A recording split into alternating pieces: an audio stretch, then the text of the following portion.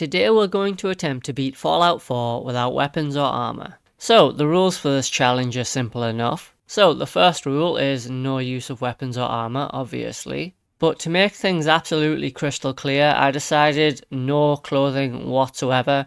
There is some clothing in Fallout 4 that might offer you some kind of protection, whereas others offer no protection. But just to keep things simple, no clothing, no armour, nothing. Rule 2, no glitches, cheats or exploits. Actually, you know what? I think that might be about it. Okay, let's get started.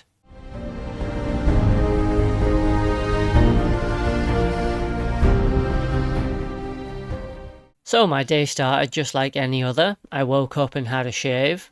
I spent time with my newborn and my wife. Watched the television. A cold caller came to the door. I'd like to talk to you about Jesus. Filled in a little bit of paperwork. Ran for my life as atomic war broke out. Headed into a vault, narrowly avoiding a nuclear detonation. Climbed inside a cryogenic stasis chamber. Witnessed some mercenaries kill my wife and kidnap my son. And eventually escaping the cryogenic chamber, dazed and confused. So, this is where the game actually begins. Now, initially, you can't take off the vault suit until you get the Pip-Boy, but it doesn't actually matter because the vault suit offers no armor protection anyway. So, I made my way through the vault, punching a few rag roaches to death before I found the Pip-Boy and escaped Vault 11. I emerged from the vault blinded by the sun as my eyes hadn't seen sunlight in over 200 years. So, I was on a mission to look for my son. Now, the first thing I did was search the ruins of my previous home. I found the Your Special book and put 1 point into Charisma straight away. I then began scrapping everything in Sanctuary that I could find. Then I accidentally hit the console command key, and I don't know if anyone else is having this problem, but once I hit that, I can't get out of it. Like, no matter what I do, I cannot exit the console command screen. I tried for ages. I couldn't even exit the game because I was stuck in this screen. So I had to Alt-Tab out of the game, close it down, and then reboot. I had to use the special book again, but this time I decided that intelligence would actually be more beneficial. I'd now have an intelligence of 10. So after scrapping everything again, I decided to start building to get a few experience points to hit level 2. I took the first science perk because I had a plan. I knew I was going to need a lot of caps in order to do this challenge. And I actually needed the science perk in order to build an industrial water purifier. I think you can see where I'm going with this. I also decided to start building up Sanctuary early. This gave me enough experience to hit level 3. I took the first Iron Fist perk, giving my punches 20% more damage. Then I greeted the dog at the Red Rocket Station. Hey boy, what are you doing out here all by yourself? Don't ask me about my business, Kate. I also scrapped everything that I could find, as I was going to need a lot more parts in order to build water purifiers. So my plan of action was effectively water farming, but first I'd need parts and people, so I decided to head towards Concord. Well, I would have done, but I got absolutely wrecked by some blood bugs, so I had to return to Sanctuary in order to sleep to recover my health. I also collected my first batch of bottled water. Finally, I charged into Concord to deal with some raiders, and this was actually going extremely well. I think it's probably just because I'm a low level, but I'm doing quite a bit of damage here. I'm not sure, but I think the enemies scale up with you as you level up in this game, but for now, I seem to be handling things pretty well. This was insane! That was pure luck! I was not in control of that situation at all! Completing the Out of Time quest gave me enough experience to level up again, where I took the first perk of Toughness. This seemed really easy, or at least a lot easier than I expected it to be. I had to check to make sure the difficulty was actually still on normal. Then I met the current leader of the Minutemen, Preston Garvey. Man, I don't know who you are, but your timing's impeccable. Preston Garvey. I made sure to pick up the Perception bobblehead before heading back out into Concord to deal with the rest of the raiders, as well as a Deathclaw. So obviously there was no way I was ever going to be able to kill the Deathclaw, but I actually didn't need to. You see, as long as I just hid in one of the buildings where the Deathclaw couldn't get me, but was still trying to attack me, Preston could shoot him from the roof. Just gonna insert a little inside joke for the wife there. And with the Deathclaw finally taken down, I returned to Preston Garvey and met Crackhead Murphy. Hey guys, I need money. Like now. Like yesterday. Like now! I led them all back to Sanctuary, collected some more purified water, and completed the When Freedom Calls quest. So I wanted the Lone Wanderer perk, however I didn't have enough charisma, so I had to put a point into charisma. I spoke to Sturgis about improving things around Sanctuary, however I'd already done a lot of this anyway. And with that I collected a lot more experience for completing the Sanctuary quest.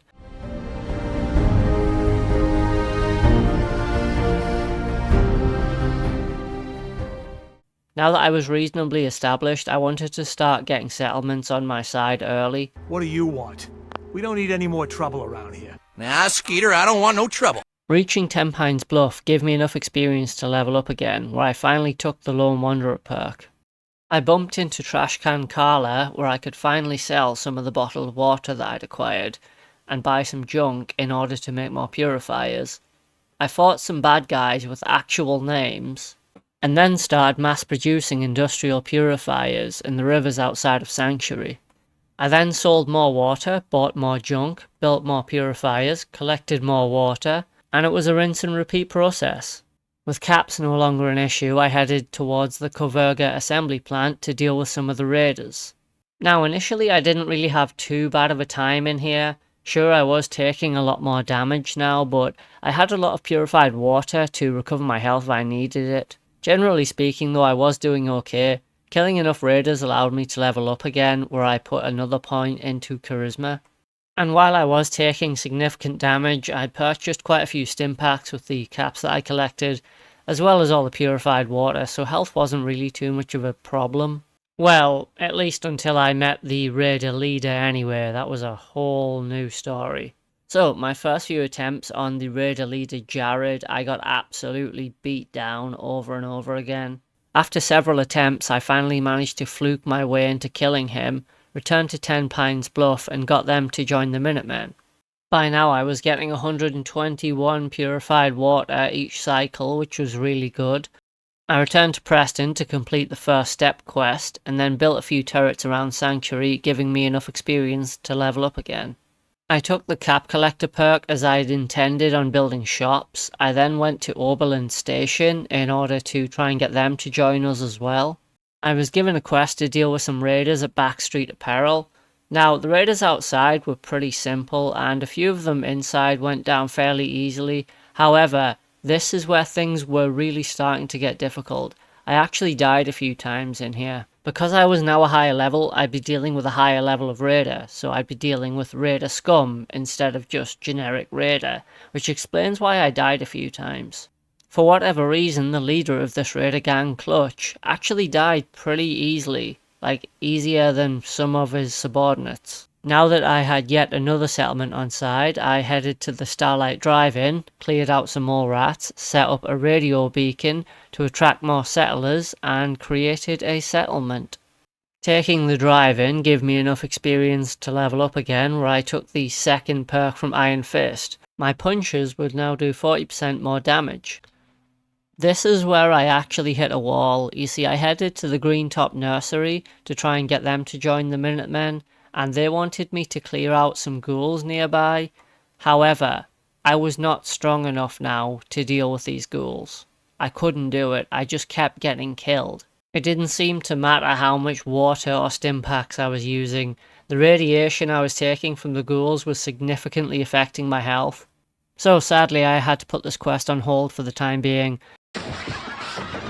Which is a shame really, because I wanted to do as much of the Minutemen settlements as I could before I had to make a choice on what faction to go with.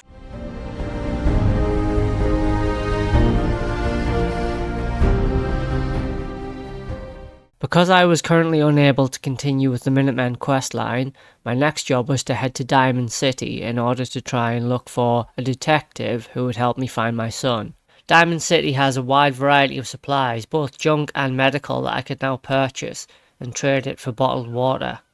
I took part in an interview for Piper completing the Story of the Century quest. They gave me quite a lot of experience and she told me to head to Nick Valentine. So I paid a visit to Nick's detective agency only to find that he was no longer there. But this did give me enough experience to level up again, and I took the second perk of toughness, giving me a plus 20 to my damage resistance. So in order to get Nick Valentine's help, I'd first need to find him. As it turns out, he was currently on an investigation looking for someone's daughter. This forced me to charge into battle with Skinny Malone's entire gang of thugs. So in a one-on-one situation, the Triggermen aren't really that much difficult. However, because there's a lot of them, I'm taking a lot of DPS. Thankfully, I had over 250 bottles of purified water, so I was able to recover some health while constantly being shot at. It certainly wouldn't make this fight any more or less annoying though. There are just so many Triggermen here. I was burning through so much bottled water that I was actually recovering more health than I was losing. And that's what I call high quality H2O. After several minutes of fighting, I made it through to Nick Valentine and couldn't help but notice there's something a little bit off about him. What the hell are you? I picked up the speech bubble head before fighting our way through the rest of the Triggermen. I basically let Nick do all the fighting. As it turns out, the woman Nick was supposed to find, Darla, was actually a runaway who joined up with Skinny Malone's gang. I decided to take out Darla first, as she was only armed with a bat. Give me the bat. However, Skinny Malone on the other hand was a very different story. After several minutes of the punch out, most of my bones were broken and I could no longer see properly. Everything was a big blurry mess. I was still able to kill him though, rescue Nick and level up again. I put another point into charisma because I wanted to open shops at some point.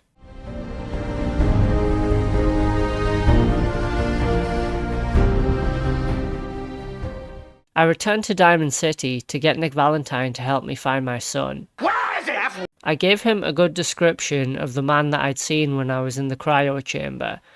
He believed it was a man called Kellogg, so we tried to break into his house. However, we couldn't open the door.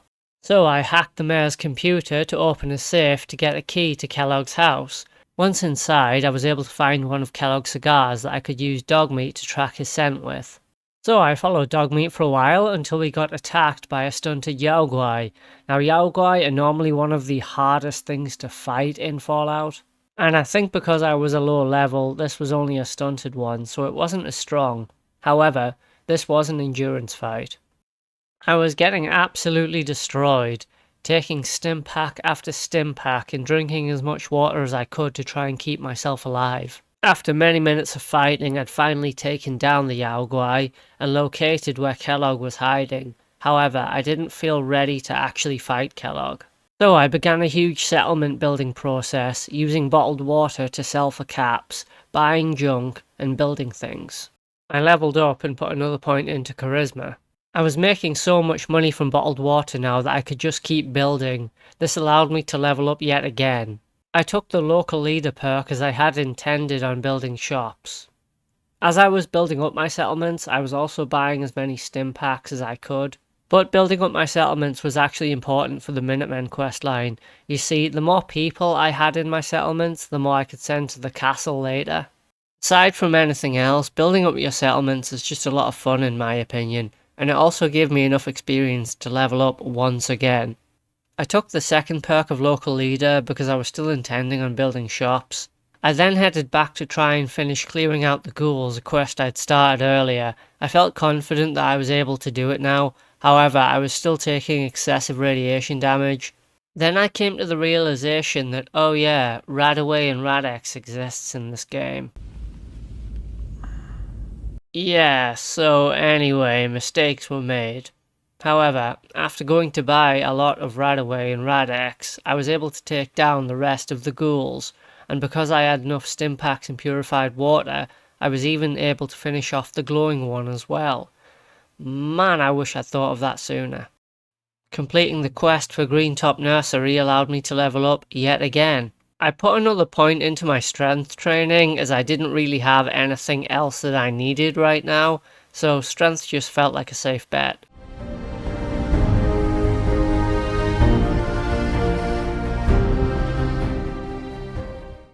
Because I'd now taken enough settlements for the Minutemen, it was time for us to retake the castle. The castle had recently been infested with an army of Mirelurks, so our first task was to clear all of them out. My plan was actually to lure the Mirelurks outside the castle, and then let the Minutemen just mow them all down. Once that was done, I could simply head inside and destroy all the Mirelurk nests. This was simple enough, but then the Queen appeared, and she was pissed. Not only is it hard enough punching a Mirelurk Queen to death, but more Mirelurks also appeared. But the fight went very well. I'm joking, of course, I got completely annihilated. I couldn't deal with this fight, so I just let Preston do all of the fighting for me. I had to stand up on one of the walls and watch him. It took absolutely ages. After several minutes, he'd finally shown some competency and took out the Mirelurk Queen. Completing the Taking Independence quest gave me a huge chunk of experience. My next task was to fortify the castle, as I already knew what was coming next. So I built up the castle to increase its happiness. I also repaired the walls and started building up its defences. I put another point into endurance as there wasn't really anything else that I needed right now. I also built a lot of turrets around the walls of the castle, but spoiler alert, these would not be good enough and I'd have to change these later. Then me and Ronnie Shaw headed inside the armory to try and get supplies and schematics for the artillery. Fighting the robot Sarge was an absolute nightmare.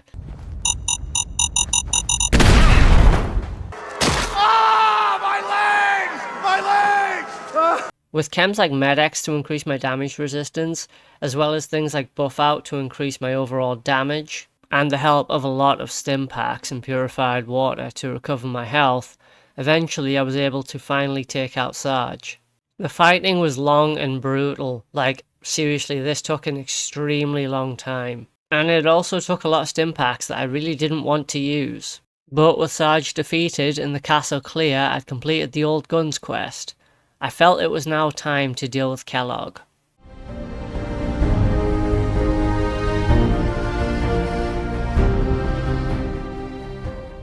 So now that I remembered that chems are a thing, I bought as many as I could as I knew I was going to need them.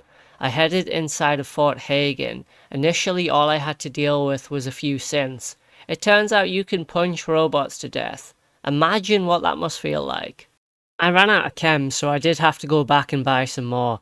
Turns out you take a lot of DPS from punching turrets. To be honest, the synths were a minor inconvenience and a nuisance at best.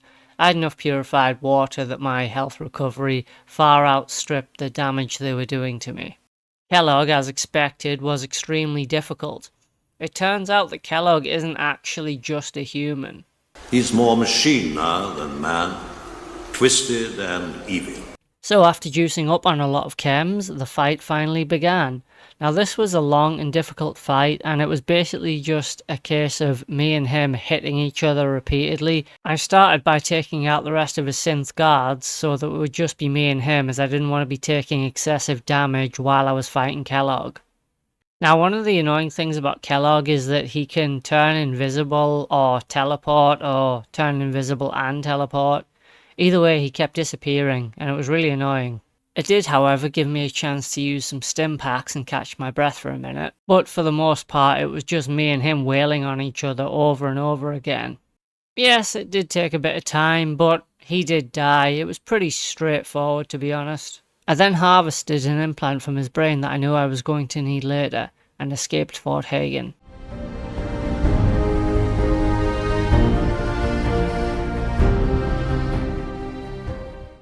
Once I had escaped the fort, I decided to stock up on more chems before paying my old friend Nick Valentine a visit and levelling up again. After that, we headed to Goodneighbor. I witnessed a man getting stabbed to death in the street by what I assume is the mayor of Goodneighbor, and then we headed inside Kellogg's brain. Now this is without a doubt the most interesting part of Fallout 4. I don't know, I just think it's a really interesting way of showing you Kellogg's backstory. After getting the information I needed from Dr. Amari, it was time to head into the Glowing Sea. Now, obviously I can't wear power armor for this challenge, so I'd have to stock up on Rad-X and Radaway. I've never actually done the Glowing Sea like this before, and I was convinced it wouldn't work. But it actually did work. I actually can't believe it. Like, seriously, this is such a stupid idea. Also, here's a question. The Glowing Sea is highly irradiated, like more radiated than most of the other areas in Fallout 4. So what was so important here that whoever decided to nuke this, decided to nuke the hell out of it? After staggering through the glowing sea and actually out of the Fallout 4 map for some reason, I found Virgil's cave, where I was surprised to find a super mutant. So as it turns out, the scientist I've been looking for, Virgil, is actually an intelligent super mutant.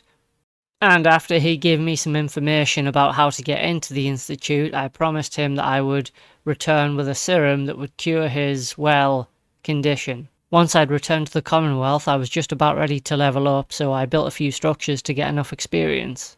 I took the second perk of Lone Wanderer before going to find a courser. I needed a courser chip in order to get into the Institute. Unfortunately, the gunners were also after the courser, so a big fight broke out between us. Now, I got through all the gunners with sheer force of will. There was just so many of them. I had enough stim packs and purified water to recover my health, but it was still just a pain dealing with all of them. I juiced up on Med-X and Buff Out in order to fight the courser. What do you want? I'd like to talk to you about Jesus. Course is extremely powerful. They're also very slippery. They too have the teleport and invisibility mechanic. But at one point I actually managed to get hold of one and pure wrestling move chuck him over a ledge. I was very slowly whittling his health down. I had enough stim packs to get through it, but again, it was just one of those very long fights that you have to put up with. Oh, and another thing. He recovers. Did you know that? Because I totally forgot about that. I mean, I suppose it's only fair because I can do it too. After I'd finally finished him off, I took the courser chip and I actually freed the rogue synth, because I'm a nice guy, before returning to Dr. Amari. My next stop was to find the railroad.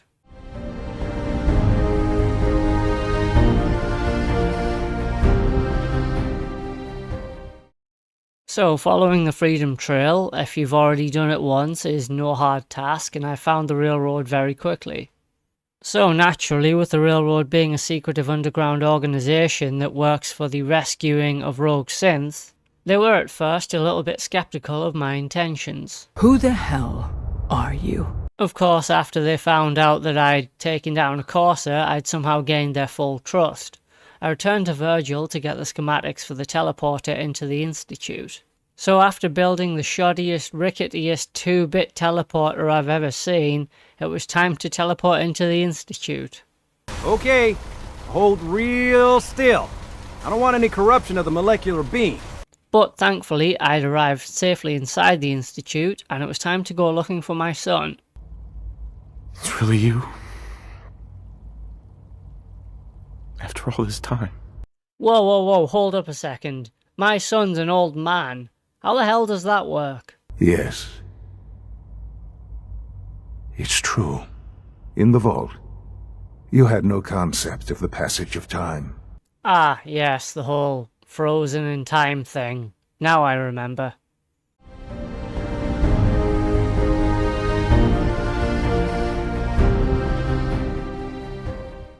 Well, the first visit to the Institute is pretty uneventful, as you're granted safe passage back out of the Institute.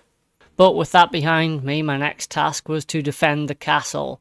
In order to do this, I would need as many of my citizens at the castle helping me. I sent Nick Valentine, Piper and Cogsworth all to the castle, as well as the odd citizen that I could find in my random settlements. And then when I was ready, the battle began. Now, I'd lined the inside of the castle with laser turrets. You see, I didn't realise that the Institute synths could teleport inside the castle. Originally, I just blocked off all the exits and put turrets around the outer walls, but this didn't work. And aside from maintaining and repairing the turrets, I didn't really have to do much fighting in the battle, right up until the end anyway.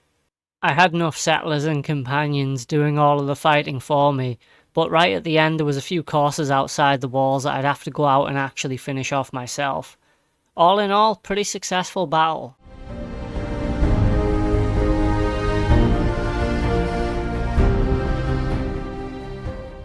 After we'd successfully defended the castle, I returned to Diamond City, and spoiler alert, Mayor McDonough's a synth.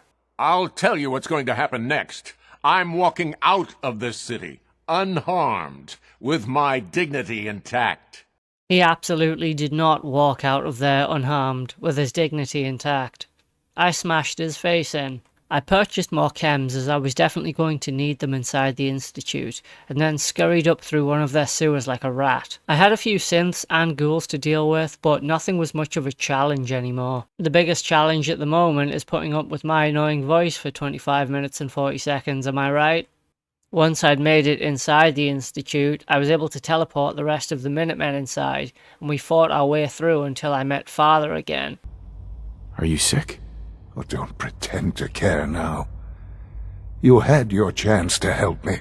As it turns out, Father is now dying, and I wanted to comfort him. You're very precious to me. And with that final act taken care of, I was able to detonate a nuclear device inside the Institute, blowing it to hell and beating Fallout 4 without using weapons or armor. So first of all, I'd just like to thank you if you did make it this far. I really enjoyed this challenge. I thought it was going to be a lot harder than it actually was because, to be honest, I don't really play Fallout 4 as much as I do with the rest of the Bethesda series. Also, this one wasn't viewer suggested. I just really wanted to play through Fallout 4 again, so I thought let's give myself a challenge here. And you know what? I've really enjoyed revisiting Fallout 4. I've got quite a few more viewer-suggested challenges that I've got coming up in the future, as well as my new series on video game ads that I hope you guys will enjoy.